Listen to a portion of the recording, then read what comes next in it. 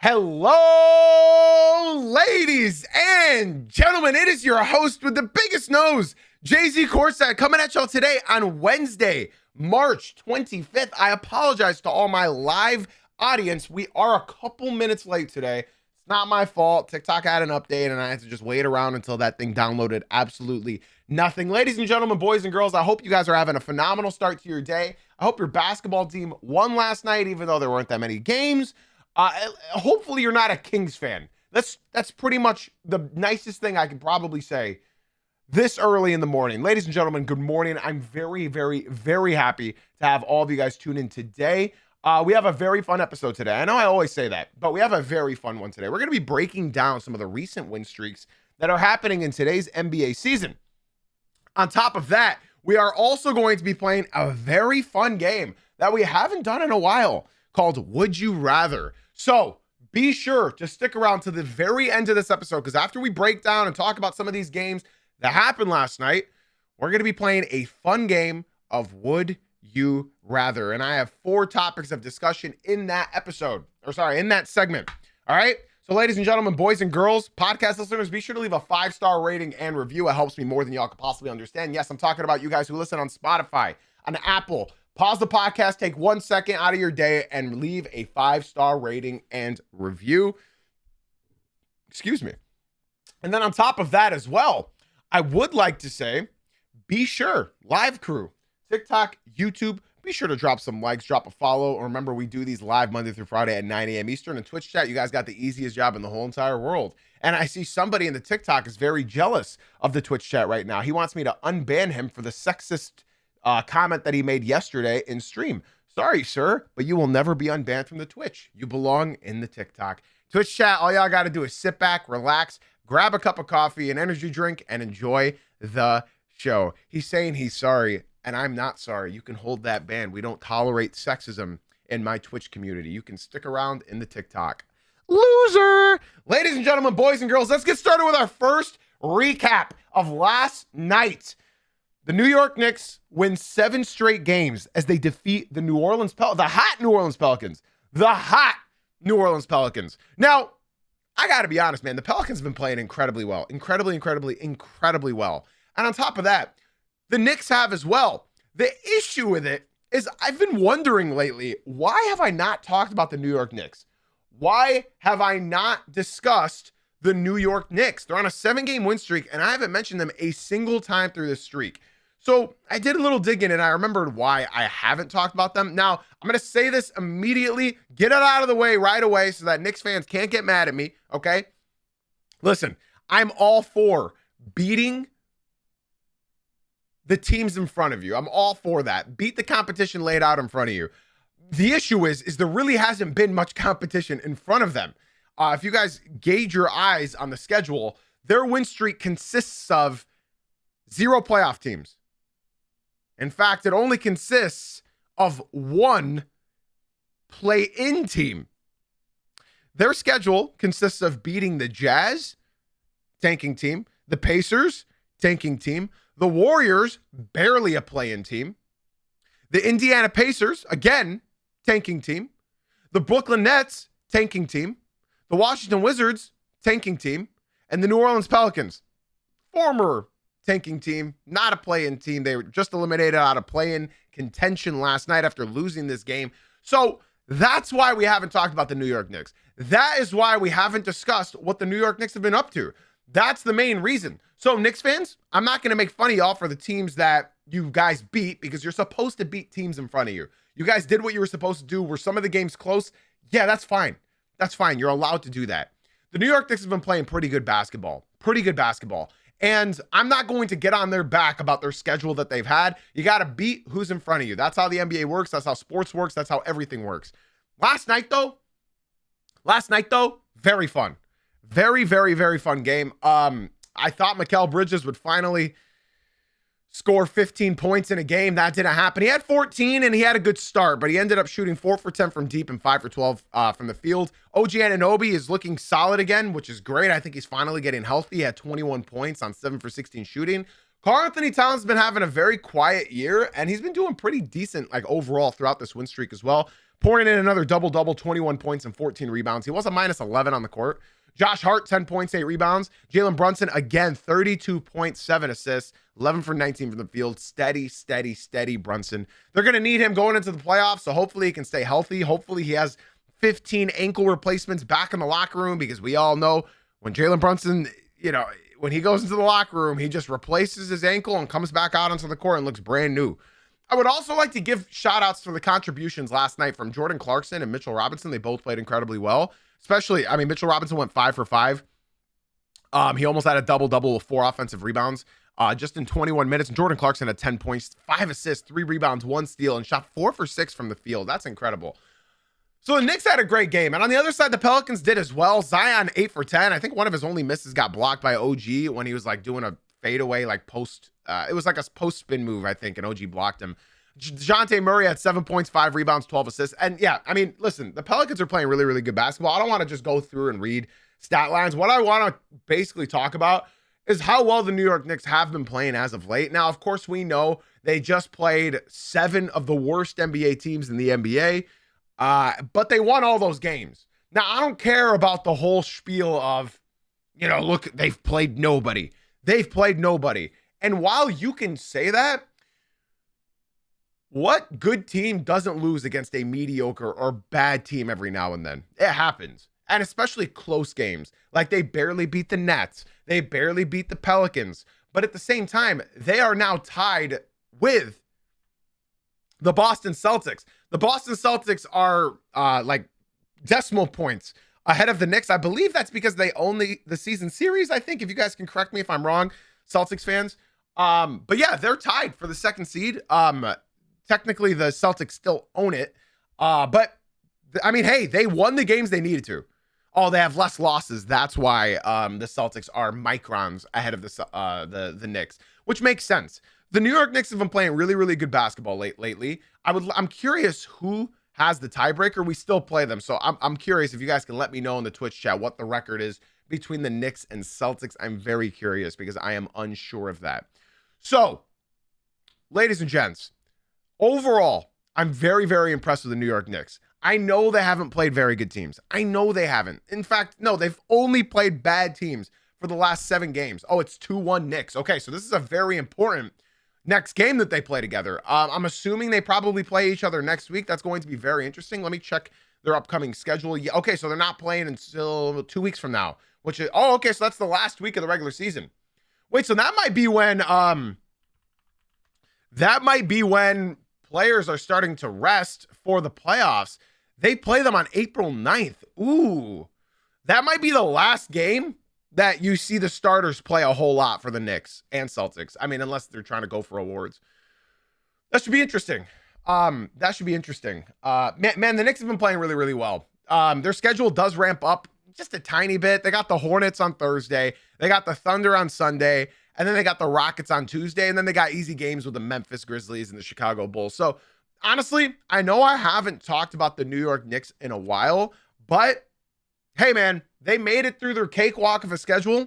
And they didn't lose a single game. So, I have to give credit where credit is earned, Shout out to the homie Ayo for leaving the TikTok stream and coming through to the Twitch. He literally said in the TikTok, I'm coming to the Twitch. And that's exactly what he did. If you watch 3 Twitch streams in a row, I will gift you a $5 subscription. So I appreciate you for tuning in to the Twitch. Shout out to the Knicks for winning their 7 games in a row. I can't say a whole lot about this team other than they beat 7 tanking teams and they did what they were supposed to do. And sometimes doing what you're supposed to do is difficult.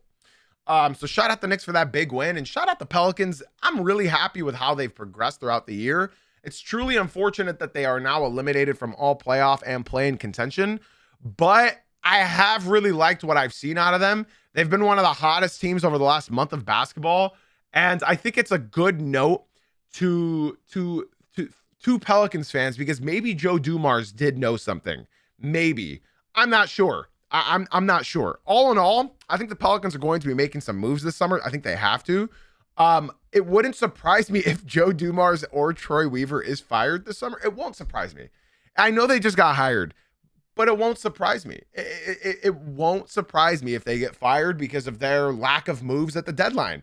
I think they were capable of making some sort of moves that could actually move the needle. Not just Jose Alvarado. I'm talking about adding future pieces to this team. I am seeing some Twitter fans starting to get on the back of Trey Murphy and insult him, saying that he's got no bag offensively other than a step back three, and driving to the hoop.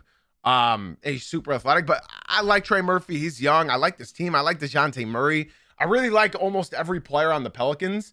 I hope for the city's sake that they can seek improvement this summer. I still think they should fire Joe Dumars, though. I'm not gonna lie. After one summer, after 1 year, I think they should. I think they should at least. Shout out the Knicks, man. They won 7 games in a row. They're one of the hottest teams in the NBA.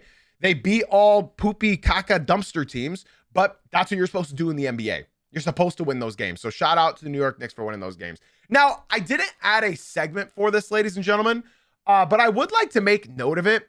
I feel like I really, sometimes I think to myself to not talk about the Pistons because I don't want you guys to think that like this podcast, all I do is talk Pistons, when I've been really conscious about not talking about the Pistons since like the first 2 months of the NBA season. But I think I do have to talk about this. I didn't make a segment for it, but I feel like I have to discuss this. In case you guys didn't see yesterday, it was reported from Jeff Schwartz, which is Cade Cunningham's manager. He came out and said, Cade has delivered a first-team All-NBA season. If he falls just short of an arbitrary games played threshold due to legitimate injury, it should not disqualify him from recognition he has clearly earned over the course of the season. The league should be rewarding excellence, not enforcing rigid cutoffs that ignore context. An exception needs to be made. And of course, I like the sound of this, but I just don't know if the rest of the league is. According to Tim Reynolds, he said the National Basketball Players Association, or sorry, I think that's Press Association. I don't remember. Is calling for the 65-game rule to be abolished or reformed to create an exception for significant injuries in the case of Cade Cunningham. So, okay, somebody in the TikTok is an actual moron. That's why I don't really read the TikTok chat. He said, so if that's the case, Luka should win MVP. What correlation does that have? What correlation in your brain? What in your brain says, okay, then Wemby, like, what are we saying? Now, I would like to point something very interesting out, ladies and gentlemen.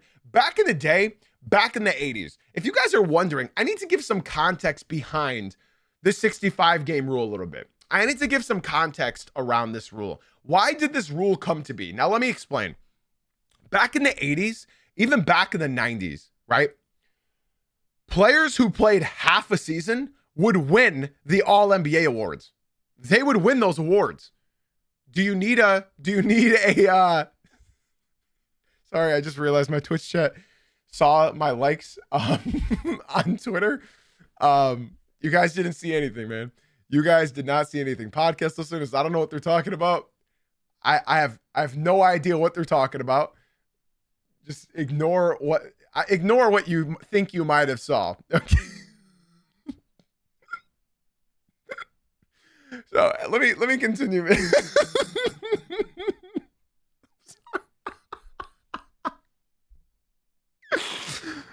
Just ignore. Listen, y'all. Listen. I'm on Twitter the same amount as you guys, all right? And I see some things and I like some things, all right? So okay,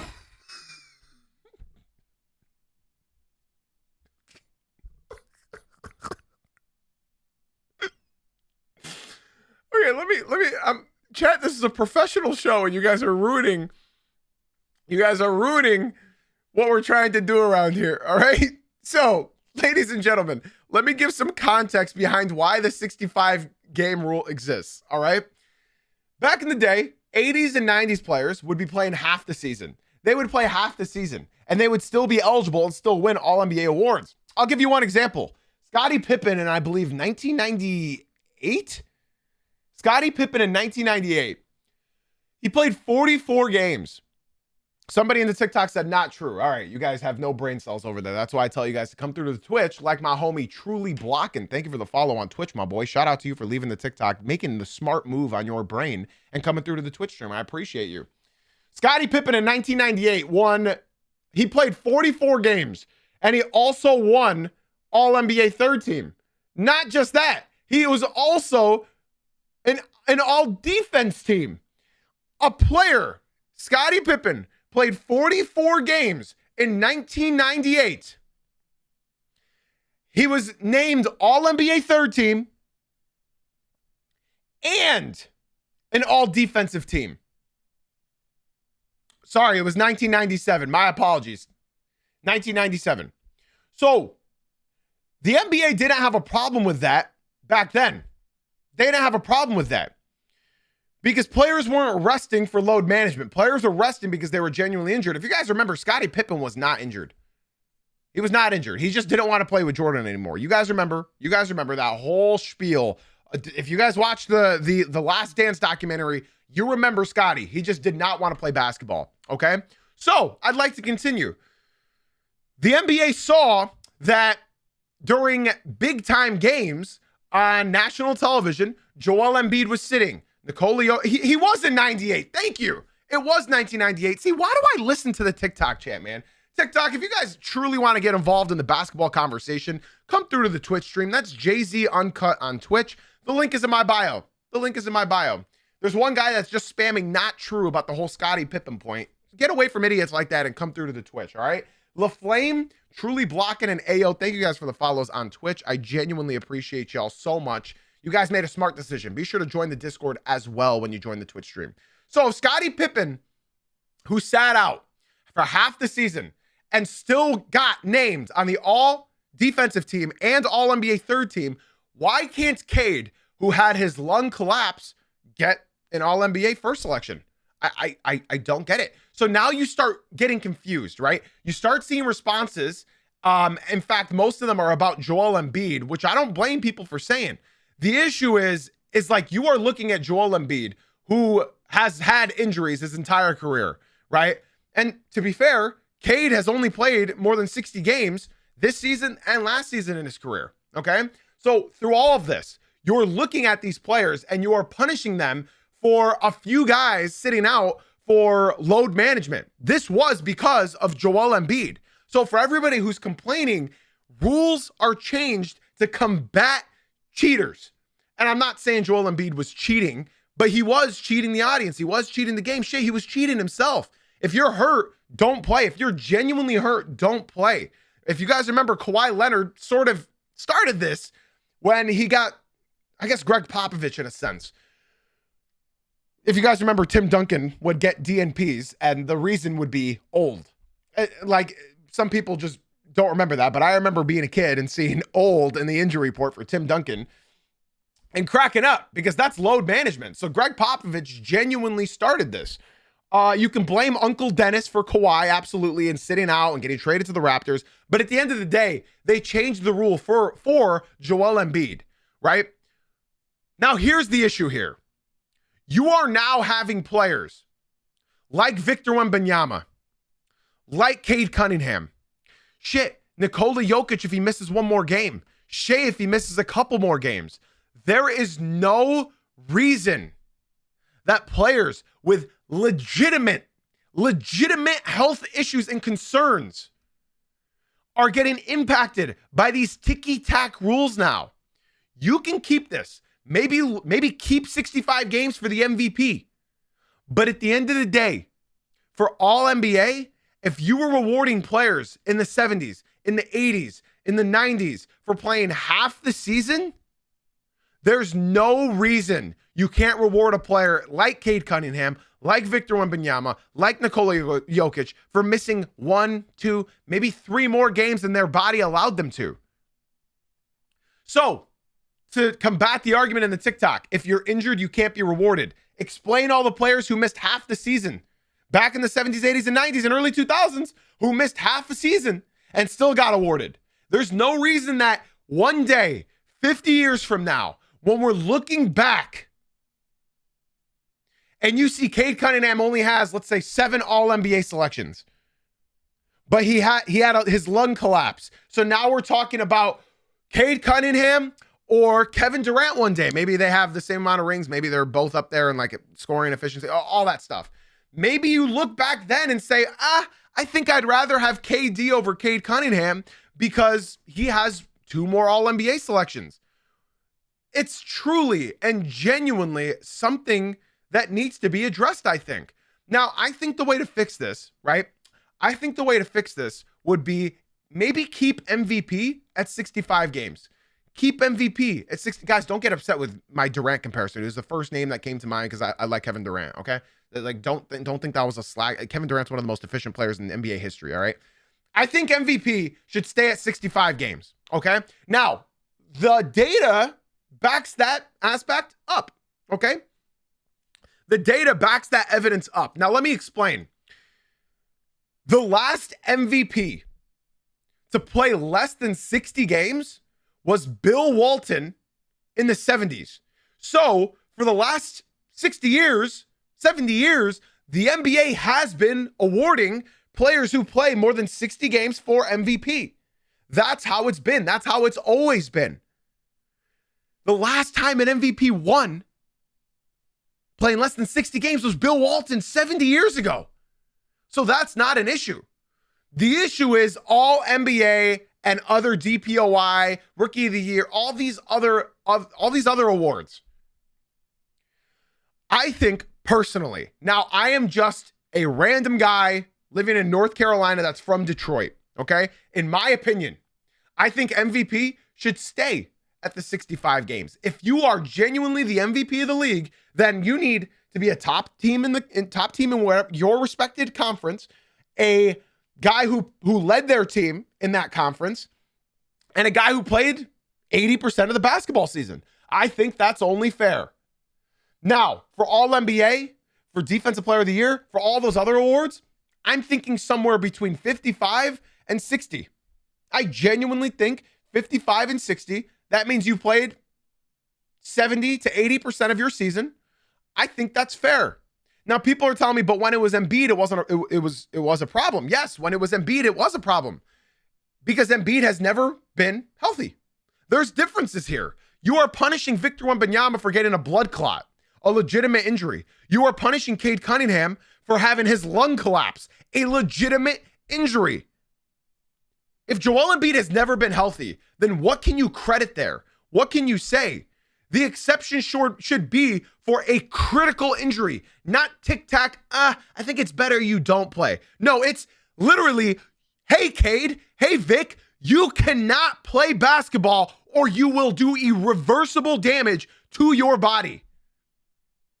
So, I'm glad the National Basketball Players Association is calling for a 65-game rule change. I doubt it happens this year, but I think, as a fan, I think this is the way to go. Now, people want to tell me Embiid has had so many critical injuries, and while I agree, missing 50 to 60 games should disqualify anybody from being eligible for any award. I don't agree with Scottie Pippen playing half a season and getting awarded All-NBA third team and an all-defensive team. But Victor Wembanyama, who gets a blood clot, now has one less opportunity at catching Scottie Pippen for an all-defensive team. Think about that for a second. A player who played 44 out of 82 games because he just didn't want to. He waited to get surgery until the season started because he just didn't want to play. He felt disrespected with his contract. He just didn't want to play. So he waited to get a surgery. And now Victor Wembanyama misses out because of a blood clot. Cade Cunningham misses out because of his lungs collapsing. So now my sweet Prince Cade has to rush back from his lung collapse and try to play 4 more games, 20 minutes each game, to try to make it to satisfy this rule. And I think there should be a game requirement. I just don't think it's this one. That's my opinion. That wasn't supposed to be a part of today's show, but I'm glad we spoke about it. Now, I would like to give some massive shout outs for people leaving the TikTok and coming through to the Twitch stream. I can't convince everybody on what I say. I see the TikTok insulting me, saying horrible take, but he's just yapping.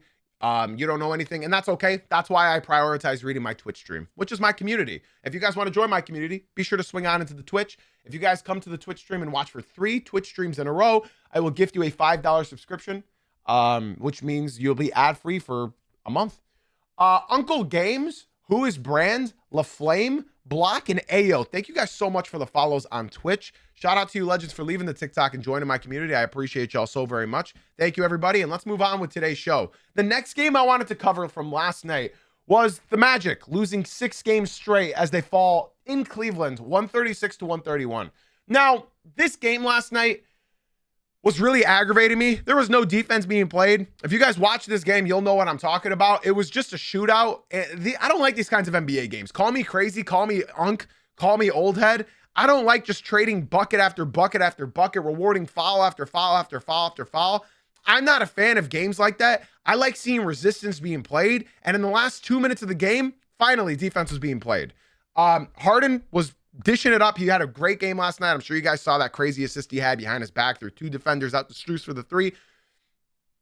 I think beautiful basketball is a nice combination of the two. I think scoring 110, 115 points is like my ideal. I don't want to see 90 to 90. Those games are ugly. Those games are slugfests. But I my sweet spot's like 110 to 115. I like that range in games because it shows you that there was defense played. It's just modern basketball taking over. Obviously, I got to give some special shout outs to some players in this game. But first, I want to say thank you to D-Mob and Orlando for leaving the TikTok and coming through to the Twitch stream. Let me know what fans of the team that you guys are. And be sure to join the Discord as well. The link is right there in the chat. If you type in !Discord, be sure to join the Discord, join the community. We'd love to have you guys be a part of that as well. Shout out to everybody leaving the TikTok and coming through to the Twitch stream. I appreciate very, very, very, very much. I hope to see more of you guys swing on in. I gotta respond to this comment because I know it's off topic, but I do want to respond to him since it's his first message in the Twitch chat. Blockin came in and said, be sure to join the Discord as well. He said, do you think the Mavs gave up on the AD, Kyrie, and Coop trio too soon? No, in fact, I think they should have moved on from Kyrie Irving as well, got some pieces back for him. I think they genuinely needed to hit reset. They got Coop. Let's start a brand new rebuild around them. Neither Kyrie Irving or Anthony Davis's timelines line up with Cooper Flag. D-Mob, I appreciate you for coming through to the Twitch, my boy. Be sure to join the Discord as well. I don't know anybody who wants Kyrie coming off an ACL injury. Of course, you'd want to see how he plays. But I think Kyrie's going to be a good mentor to Cooper Flag. I think that's the only reason why they went ahead and kept him. And because they couldn't get much value for him. All right, let's continue with this game. The Orlando Magic lost their 6 games straight. Now, this is depressing because the Orlando Magic won 7 games straight. And now all of a sudden they've lost 6 straight. And this is sort of how it's been for the Orlando Magic this season. I'm seeing Magic fan after Magic fan after Magic fan after Magic fan finally renounce their fandom to this team. And it's quite depressing. It's quite depressing. Now, of course, we all know the Orlando Magic are missing Jonathan Isaac, Franz Wagner, Jalen Suggs, Anthony Black, Jace Richardson. Of course. I'm not going to not say that. But this was another bad loss for the Orlando Magic. Paolo Banchero, I think, had a great game. 36 points, 6 rebounds, 5 assists. He was a -3 on the court. He had 5 turnovers, which hurt his efficiency, but he shot 10 for 19 from the field, which is pretty good. And he had 15 free throws, which I am jealous of. When I see these players have those kinds of free throws numbers, and multiple guys had those free throw numbers in this game. Yeah, I see a lot of people talking about the Mavs and like talking about other things. So LaFlame, be sure to join the Discord. Lando, I hope you join the Discord. I hope all of you guys in the Twitch stream right now join the Discord because playoff basketball, we're going to be doing watch parties in there. It's going to be absolutely insane. Be sure to join the Discord, everybody. !Discord. Love to see you in here, Orlando. If you're an Orlando fan as well, we need another Orlando fan. Okay? We need it. We only have one. So be sure to join the Discord as well, Orlando. And remember, guys, if you watch 3 Twitch streams in a row, I will gift you guys a $5 subscription so you get ad-free viewing for a month. On the other side, I do want to talk about the Cavaliers. Donovan Mitchell, I mean, just look at these 2 stat lines. 42 points, 3 assists, 2 rebounds. He was 14 for 22 from the field, and he didn't miss a single free throw. He had 11 out of 11 free throws. Okay? On top of that, James Harden, 26 points, 7 assists, 3 rebounds, 8 for 16 from the field, 6 for 7 from the free throw line, 4 for 6 from deep. I mean, this is an amazing game, man. This is an amazing game. This is an amazing, amazing, amazing game. When I see these teams go up against each other, I see both flaws flare at once. They both realize, and of course, the Cleveland Cavaliers are missing Jared Allen and Craig Porter Jr. When I see these teams, I immediately get scared of the Cleveland Cavaliers, and then I immediately get sad for the Orlando Magic. Genuinely, I get sad because I've talked about the Magic way too much this year, and I'm honestly not going to talk about the Orlando Magic much today. I talked about them a lot yesterday. I talked about them a lot 2 weeks ago. I've talked about this team almost every week, and I feel like I'm on a seesaw right now. We're up, and then we're down, down, down, down, down, down, down, down, down. We're up, and we're down, down, down, down, down, down, down, down. And now, of course, my one Orlando fan, Mark, he told me 2 days ago that, hey, just 2 years ago, we took the Cavs to 7 games. And I'm like, okay, yeah, that's 2 years ago. A lot of things have changed around the NBA in 2 years. I wouldn't really hold on to that and cling for that minimal success of taking the Cavaliers to 7 games. I would like to say, step up. Thank you so much for the follow on Twitch. I appreciate it very, very much. Shout out to the legends who are leaving the TikTok and coming through to the Twitch stream. I appreciate you guys very, very much. And shout out to Who Is Bro as well for leaving the TikTok and coming through to the Twitch. Welcome on in, everybody. I hope to see more of you guys leave the TikTok and stick around in the Twitch stream. It's a much better experience over here, guys. As well as join the Discord, exclamation point Discord in the chat. Okay, we'd love to have you guys join that too. That's where the real community is hanging out, as well as the Twitch. So the Orlando Magic, honestly, it's been a seesaw. Obviously, they don't have Franz Wagner. I've talked about this team so much. They've lost 6 games in a row. I believe they have fallen even further down in the standings. I have to confirm that. The Orlando Magic are the 8th seed. The Hornets are I guess it's a 3-way tie. It is a 3-way tie right now, ladies and gentlemen. The Miami Heat are the 10th seed. The Charlotte Hornets are the 9th seed, and the Orlando Magic are the 8th seed. Now the Orlando Magic are 3 games behind the Hawks. Pistons play the Hawks tonight on ESPN, national televised. So it should be interesting to see what happens with the Orlando Magic. But honestly, if we're just fighting for an 8th or 7th seed, it's been a failed season. We all know it's been a failed season, and it's depressing that it's been a failed season. Health isn't on their side. Health has never been on their side. And I think the team just, I don't think they built a good team. And with Mosley, they risked their entire future. I don't know. There's so much wrong with the Orlando Magic. It's quite depressing. I'd love to answer that question right now, who is bro, but unfortunately that is not the segment. I will talk about that in just a second. But yeah, the Orlando Magic lost again. That's their 6th loss in a row. And the Cleveland Cavaliers are rolling right now. They've won 4 in a row.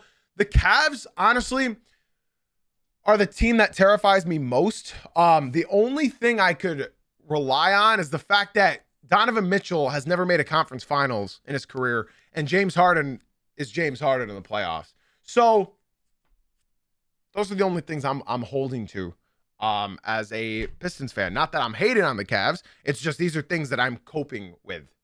So yeah, shout out the Cavs for winning this game. Honestly, it was pretty back and forth at the end. The Cavs were trying to lose this one, to be honest. But James Harden wouldn't let him. Donovan Mitchell wouldn't let them. Big shots were hit at the end of the game. I love Tristan da Silva. He's a great player. But unfortunately, Paolo Banchero just didn't have the help he needed.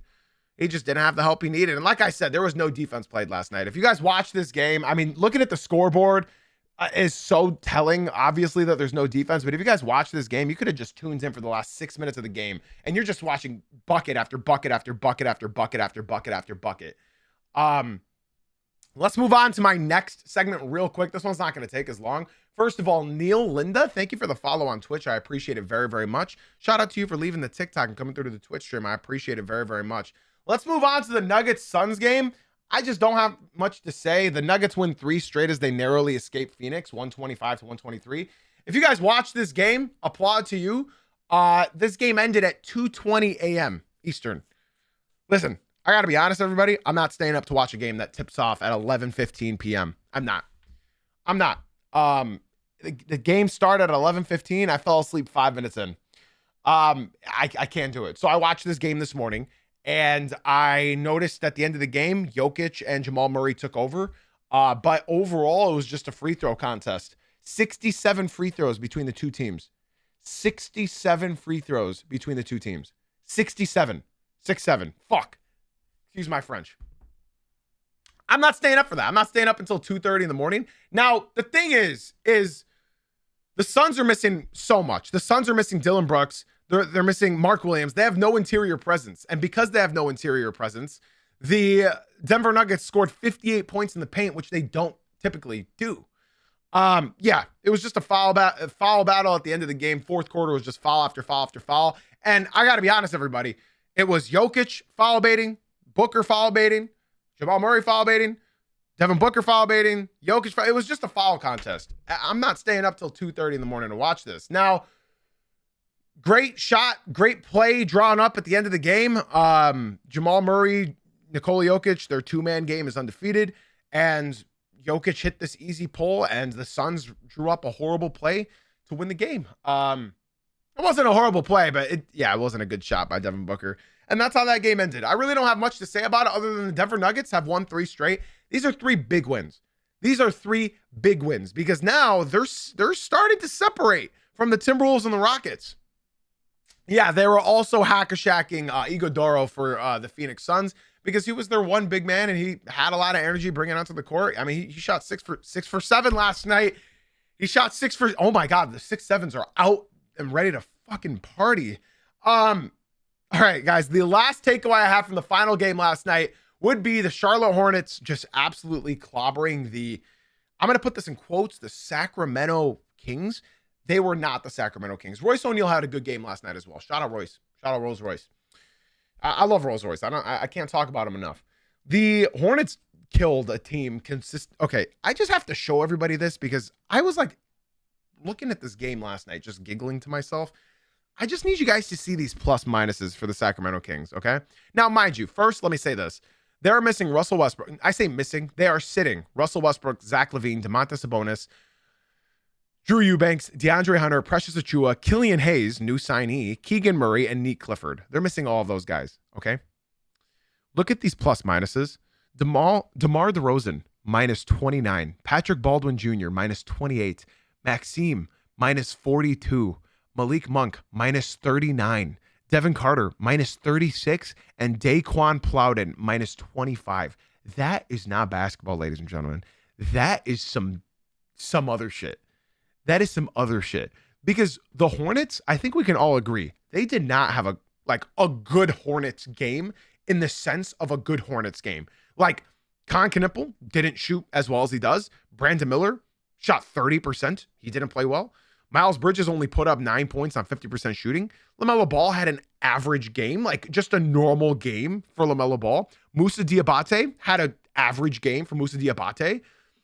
Ryan Kalkbrenner, okay, decent game. Zion James, decent game. But then you go down and it's like everybody had a decent game. And when you look down a roster and everybody has a decent game and then one guy has an incredible game like Kobe White, who was a potential stud of the night last night, dropping 27 points, 5 rebounds, 1 assist, plus 26 in the game, 9 for 12 from the field and 6 for 8 from deep. I mean, what more can you ask for? They didn't have to play a good game. They all just had to play okay to beat a team that, I mean, that's not a basketball team. That what the Kings put on the court last night was not a basketball team. Can we all agree to that?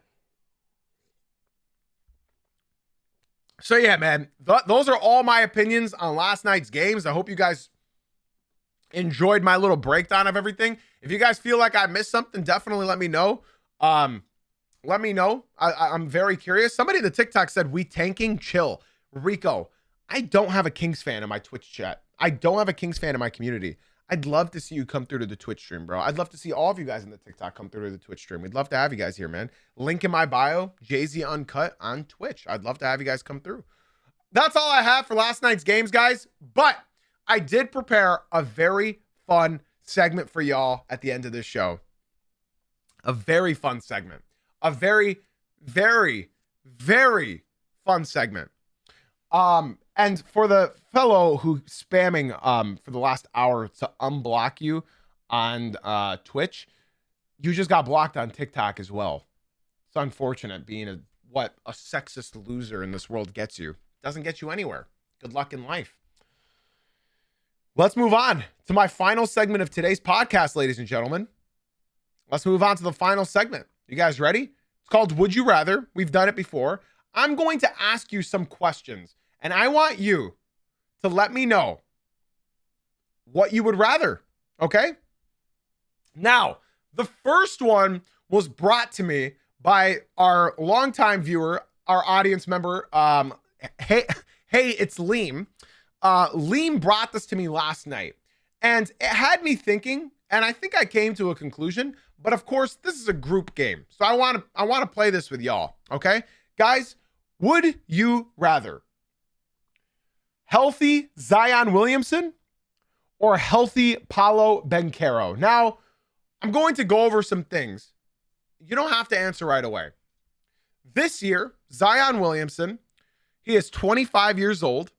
He's averaging 21 and a half points, 6 rebounds, 3.5 assists, 1 steal, half a block, under 30 minutes, shooting 60% from the field, 71% from the free throw line. Paolo Banchero. This season, he's averaging 22.7 points, 8.5 rebounds, 5 assists, almost a steal, half a block, in 35 minutes of play, shooting 46% from the field. 57% true shooting versus Zion Williamson's 64% true shooting. Now, this is where it gets interesting. I'm going to show you guys their best versions of each other. Zion Williamson 2 years ago and Paolo Banchero last year, because those are technically his best numbers ever. Okay, let's look at them. Paolo Banchero last year was averaging 25.9 points, let's say 26 points, 7.5 rebounds, 4.5 assists, shooting 45% from the field, 55% true shooting. 55% true shooting. Now, Zion from 2 years ago was averaging 23 points, 6 rebounds, 5 assists, over a steal, almost a block, shooting 57% from the field, and 61% true shooting. So my question is, healthy Zion Williamson or healthy Paolo Banchero?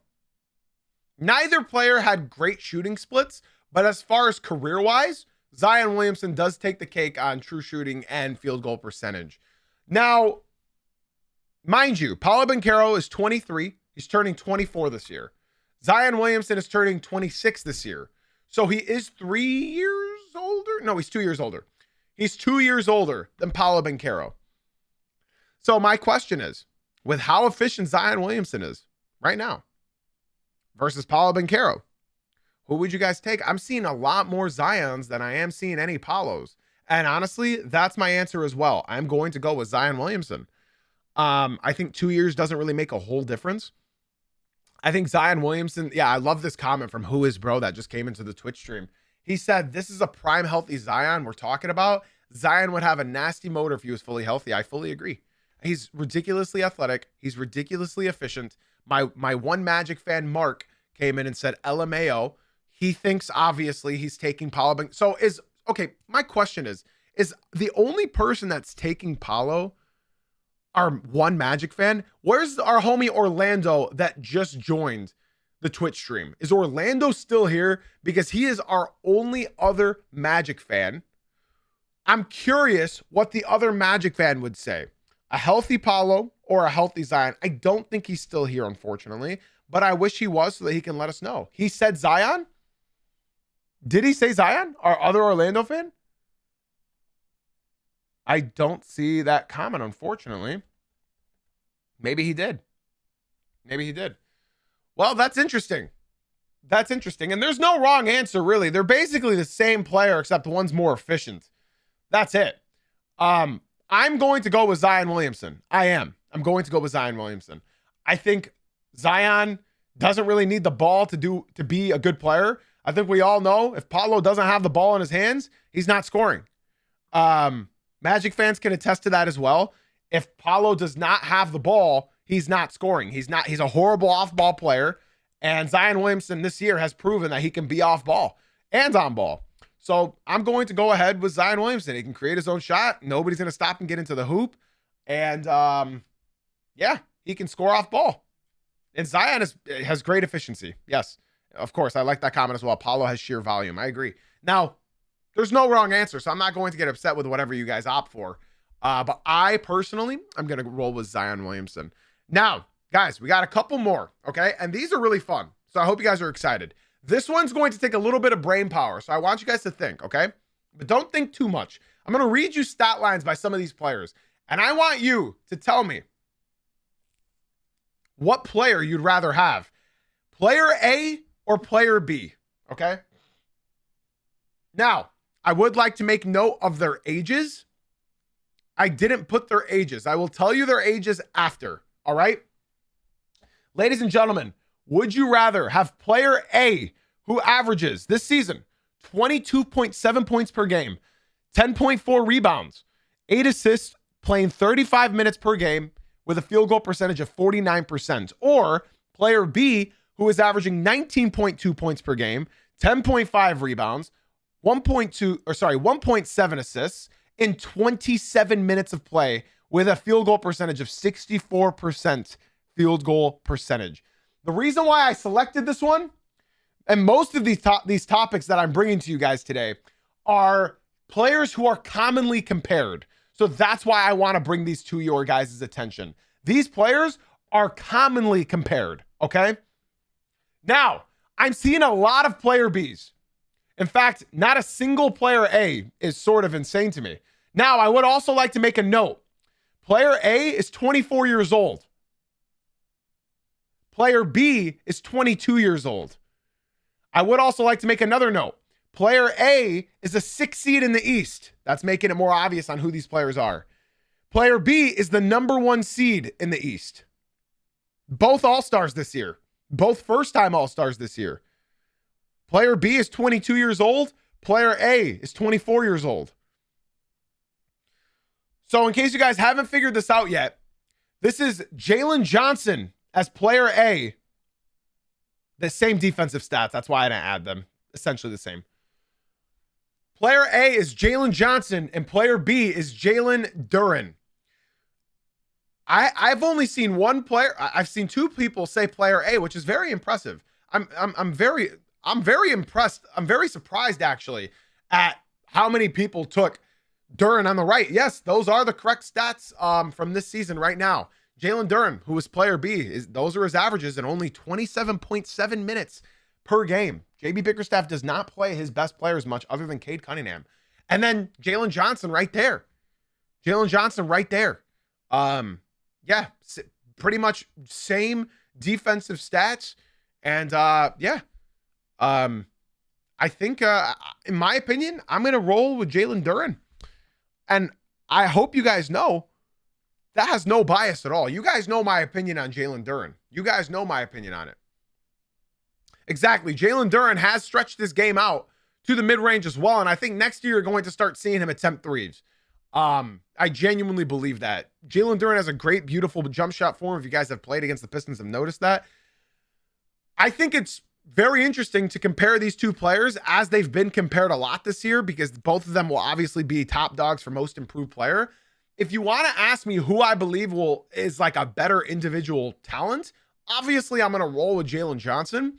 But as far as a player I can look at and say, hey, you're a 1B or a 1A, you know what I mean? Like, can we just say, chat, we have not seen a center like this since Dwight Howard.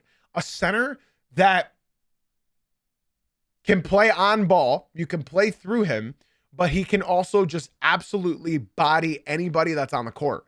Nikola Jokic, Joel Embiid, Victor Wembanyama, you name him, he's bullied them all this year. The issue with Jalen Duren is his defense. Now, his perimeter defense has improved quite a bit this year. I have to give credit where credit is due. His perimeter defense has improved. My main issue with Jalen Duren is his paint protection. Without having Asar Thompson on the court or Isaiah Stewart next to him, he suffers. He does suffer. And Jalen Duren is going to get a max contract off the backs of Asar Thompson and Isaiah Stewart.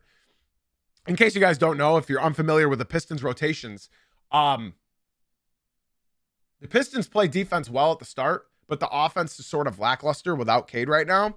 And then the first player off the bench for the Pistons is Isaiah Stewart. So right there, Duren is protected by Isaiah Stewart and Asar Thompson. So would I give Jalen Duren the max? Yes. The issue is if he gets all NBA.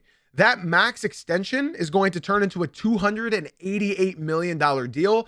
I would not personally give that. He has not shown me enough improvement on his paint protection, and his engine. You can tell what kind of game Jalen Duren's going to have within the first 2 minutes of the basketball game.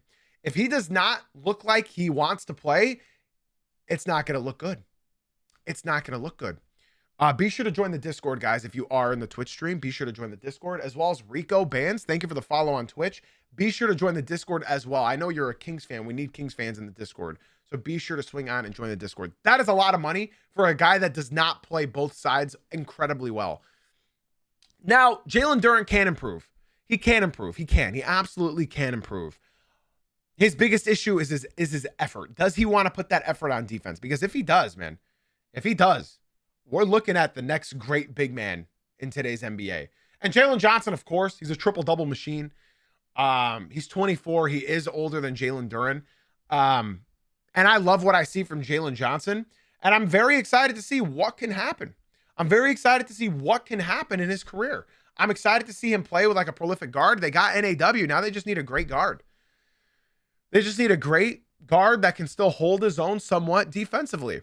And I agree. Who is bro? I mean, these young players, they struggle with things. Fouling early, maybe getting down on themselves, lack of effort. I agree. And that's why they're young, man. You just hope they can grow out of it. Players like Andre Drummond never grew out of it. Players like Andre Drummond never grew out of those lack of engines, you know? So you just hope that a Jalen Johnson and Andre Drummond can also climb back out of that. All right, guys, we got two more would you rathers. All right. We got two more would you rathers. All right. OT15, I appreciate the follow on Twitch. Yes, indeed. I was a Warzone streamer. Thank you for the follow on Twitch. Shout out to all the goats that are leaving the TikTok stream and coming through to the Twitch stream. Ladies and gentlemen, I got two more would you rathers. Ladies and gentlemen, here we go. Now, of course, these are comparisons that I brought to you guys that I see on Twitter on the daily, okay? Now, unfortunately, this one involves another Piston, but I'm really curious as to what you guys have to say. Would you rather build your team around Cade Cunningham or Anthony Edwards? There's no wrong answer, I believe, or maybe there is. You guys can tell me what you guys believe. Would you guys rather build a team around Cade Cunningham or Anthony Edwards? This should be a pretty difficult decision for you guys. So don't rush on your answer. I'm not going to be upset by your answer. I am a Pistons fan. I am a Cade fan. And I think we pretty much share close to the same answers. You know, this is why I'm happy. Okay, I feel like this has to be said, but both healthy. Pran, thank you for insulting my sweet prince. Both healthy. Now, I'm really happy with the responses here. At first, it was a lot of ants. Next, it was a lot of Cade, which is fun. Now, I think I love that comment that was just said in the Twitch. Who is bro said Cade, because Ant plays a heliocentric style without Harden's scoring ability. I don't agree with that ending of that sentence, but I do like that comment because here's what I can say. If Cade Cunningham had the team that Anthony Edwards had around him for the last couple of years, are we having any doubts about this conversation, ladies and gents? Exactly. No, that's not a cop-out. That is not a cop-out, Pran. That you took the words out of my mouth. Is it a cop-out to say depends on the team? That's not a cop-out at all. But again, if you had given Cade for those last few years Anthony Edwards' team, I'm very curious. Cade is one of the clutchest players in the NBA, Sam. The stats back that up. I think he's top 4 clutchest player in the NBA right now. So I'm happy by those responses. I don't think there's a true wrong answer. It sort of depends on what kind of basketball fan you are. You know what I mean? For me, I would build around Cade. And I know I'm going to say no bias. I trust you guys believe me when I say no bias because you guys know how objective I am on this podcast. I think Cade Cunningham is way more malleable of a player. He's averaging 10 assists this season. I think he can make everybody around him better. Look at what he did with Jalen Duren. Look what he's doing with Tobias Harris in 2026. Look at what he's doing with Asar Thompson who can't shoot.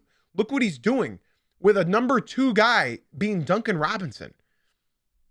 If you are building from scratch, I'm taking Cade Cunningham. If you need another scorer, if you want to go on scoring, you can roll with Anthony Edwards. I don't think I'm being biased when I say this. I think Anthony Edwards is a great player, arguably one of the best scorers in the NBA. But with Ant, if he's not scoring, what is he doing for your team? I have seen so many games where Cade shoots 30%, 20% from the field, and somehow the Pistons still ink out a win. And that's because Cade gets 15 to 17 assists. And, the credit that Anthony Edwards gets defensively, I think that's gone out the window this year. I think people have been watching Anthony Edwards more often this year and seeing how much of a liability he truly is on defense. Especially throughout those injuries on his team, especially when Rudy Gobert was out. You truly saw how much of a liability he is defensively. So when you look at Cade Cunningham and he's bringing it to you defensively, he's bringing it to you offensively on both sides of the ball. I'm talking on ball, off ball, moving the ball. I think, in my opinion, this truly, it's not a no-brainer, but it's sort of what you want as a team. If Ant's not scoring for you, what is he providing to our basketball team? If Cade Cunningham is not scoring for you, he's providing a whole lot else. I've seen it. You guys have seen it. Everybody likes poking fun at Cade Cunningham's lack of efficiency. And while you can poke at that, they're only 6% difference in efficiency. So in my opinion, the amount of buckets that Cade creates for others, his stocks, his playmaking, and his shot ability, I think I'm going to roll with Cade Cunningham. Now, again, I'm not going to get mad at you for picking Ant. But yeah, Cade's going to grab you rebounds. Cade's going to hit you multiple dimes. And if he's not having a great shooting night, he's still going to bring it defensively. I'm not mad at you saying Ant-Man is better. I'm not mad at that. I'm very curious as to see how old the people are who say Anthony Edwards. I'm very curious to see that because I think Ant is he falls in that LaMelo base where they're swaggy, they have aura. And yeah, Cade doesn't really have aura. He's a girl dad. Cade doesn't, he has aura just by being Cade. He doesn't need to say anything. He doesn't need to talk shade. He doesn't need to say any of that. Anybody that just says Ant is better without giving me any valuable information, it's interesting. I think Ant is a better scorer. Absolutely. I think Ant is a better scorer. He's a 3-level scorer. He's an actual 3-level scorer. Genuinely. You think nobody's more valuable than Wembanyama in the NBA. Nobody is.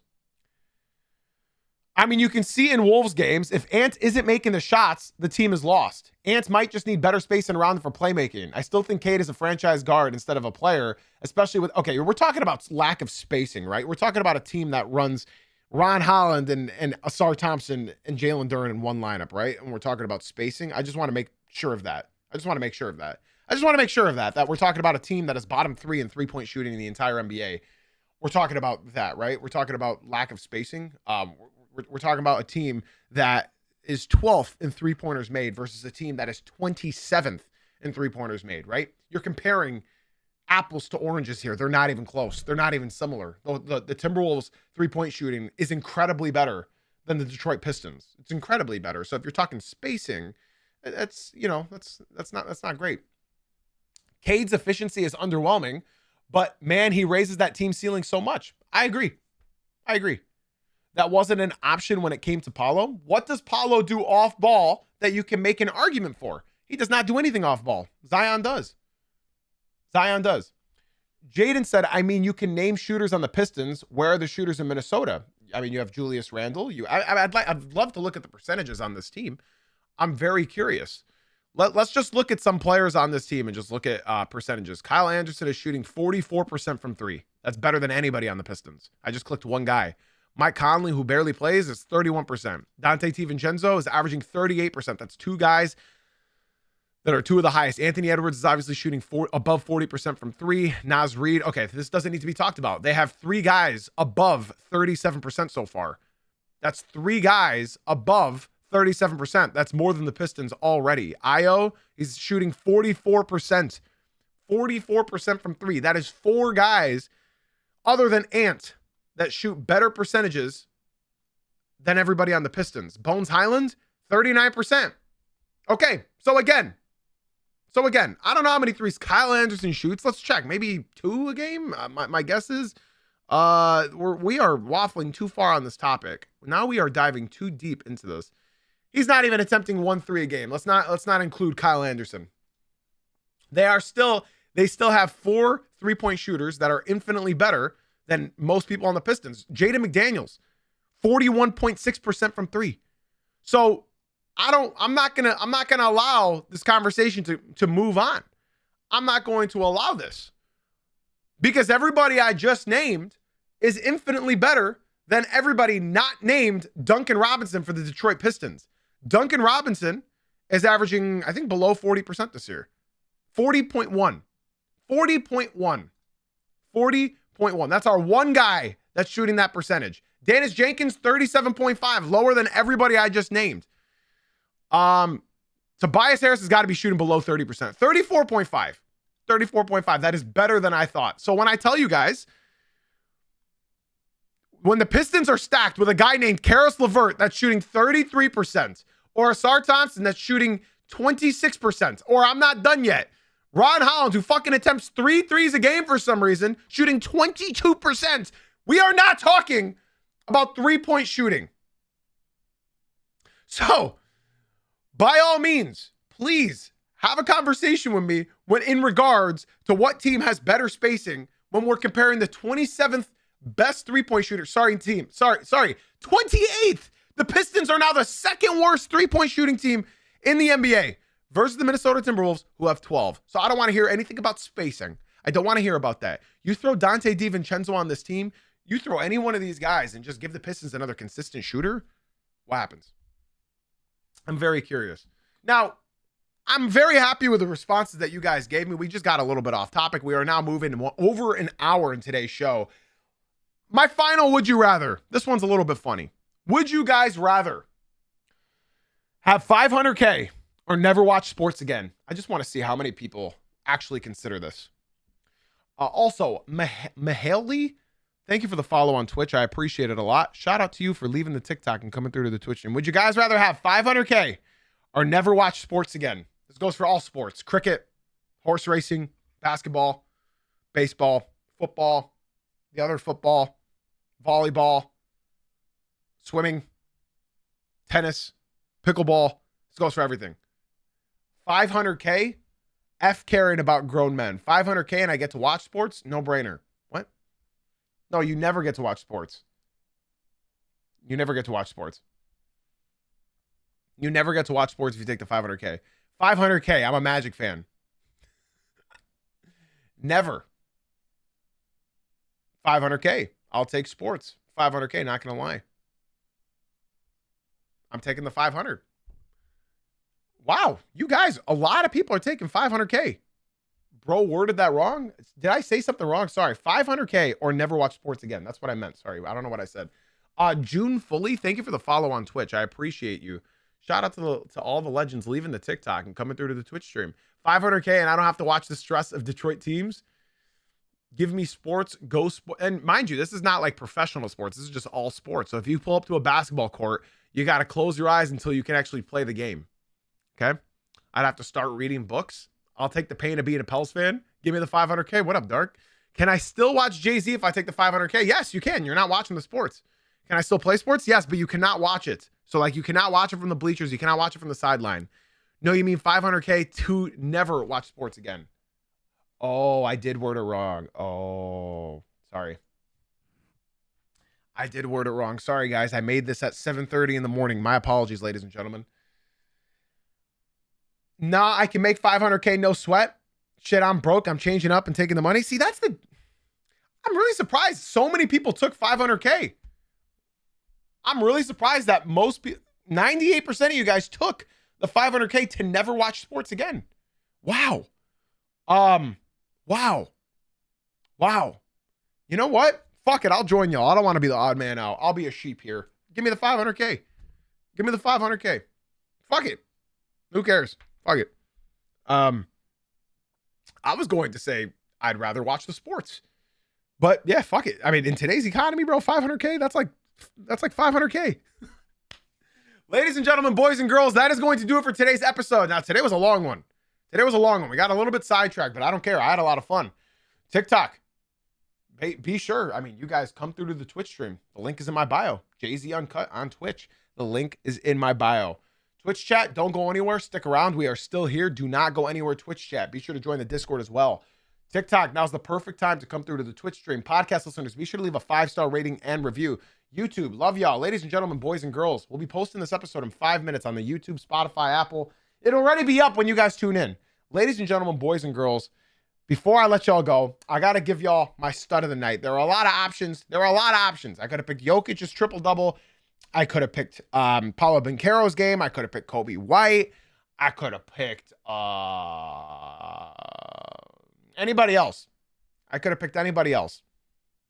Ultimately, I gave it to Donovan Mitchell. His stat line was impressive last night. Donovan Mitchell's stat line last night, 35 minutes. He dropped 42 points, 3 assists, 2 rebounds.